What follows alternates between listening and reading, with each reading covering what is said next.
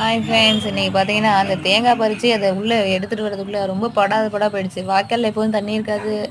அதனால ஈஸியா பறிச்சுருவாங்க. இந்த டைம் பறிக்கும்போது வாய்க்கால்ல தண்ணியா, அதுவும் நெறைய தண்ணியா இங்க பாருங்களேன். தேங்காய் பறிக்க பொத்து பொத்து பொத்துன்னு எல்லாத்தையும் மேக்ஸிமம் ஆஃப் த காய் வந்து எங்க விழுந்துச்சுன்னா, வாய்க்காக்குள்ளேயே விழுந்துருச்சு. இத எப்புட்றா மேல கொண்டு வர போறோம்? ஏன்னா தண்ணி வந்து ஓடிட்டு வேற இருந்துச்சா, இந்த பக்கத்துல தெரியுது பார்த்தீங்களா திருப்பைப்பு.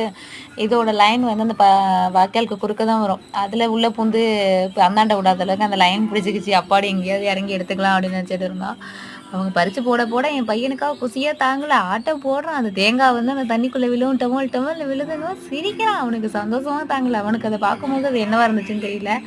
இந்த மாரி உங்க வீட்டு வாசல்லயும் இந்த மாரி ஏதாவது தண்ணி போற பாதை இருக்கா? எங்க வீட்ல வந்து பார்த்தீங்கன்னா, இங்க வாசல்ல வந்து வாய்க்கால் இருக்கும். எங்க அம்மா வீட்ல பார்த்தீங்கன்னா, கொல்லையில ஒரு பெரிய குளமே இருக்கும். நான் அம்மா வீட்டுக்கு போனேன்னா, அந்த குளத்த உங்களுக்கு காமிக்கிறேன் எப்படி இருக்குன்னு.